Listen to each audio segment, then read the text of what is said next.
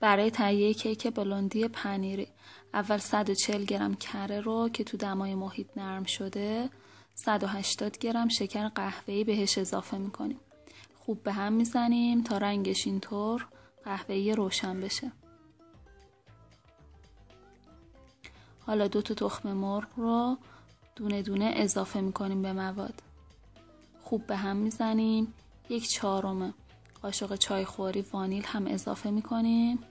5-6 دقیقه خوب به هم میزنیم تا حجمش زیاد شه. به این شکل. حالا نوبت آرده. 210 گرم آرد رو با 1 قاشق چایخوری بیکینگ پودر و 1/8 قاشق چایخوری نمک مخلوط میکنم و روی مواد کیک الک میکنم. با قاشق آروم به هم میزنیم تا مخلوط شه. به این شکل. برای مواد وسطش که مواد پنیریه اول 50 گرم کره که تو دمای محیط نرم شده رو 100 گرم پودر قند روش الک میکنم.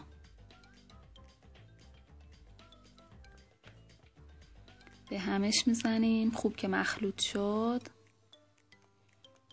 1 دونه تخم مرغ رو بهش اضافه میکنیم و 1/4 قاشق چایخوری وانیل.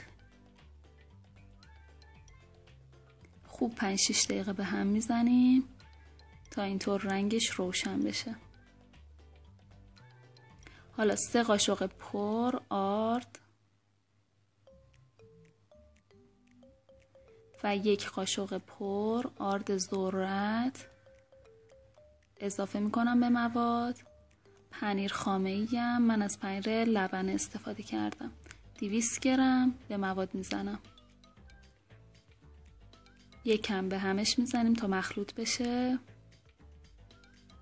به این شکل. مواد پنیری وسطش هم آماده شد. حالا کف قالب رو چرب میکنم. کاغذ روغنی میذارم. روی کاغذ روغنی رو دیگه نمیخواد چرب کنه. یکم هم دیواره های قالبم رو با روغن جامد چرب میکنم. اول مواد کیک بلوندی و یه مقدارشو میریزیم کف قالب. بعدش مواد پنیری رو میریزیم وسطش.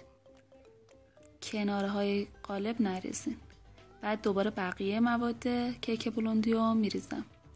با 2 قاشق به همش میزنم تا مواد سفید و قهوه‌ای حالت ابروبادی بگیره. میذاریم تو فری که از قبل گرمش کردیم رو دمای 180 به مدت 50 دقیقه.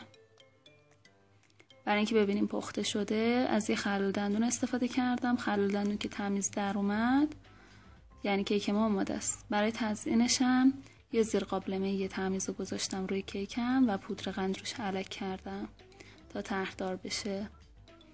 بفرمایین کیک بلوندی پنیری.